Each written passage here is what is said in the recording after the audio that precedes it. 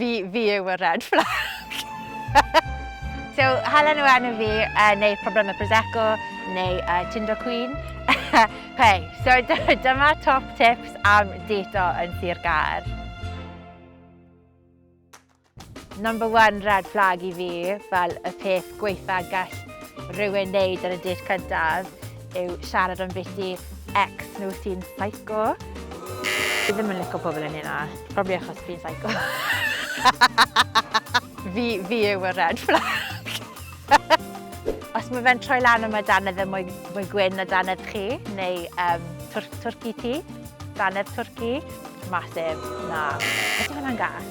Flag gwyrdd, bod ar amser, troi lan ar amser, bob tro. Red flag arall yw cusanu ar y date gyntaf.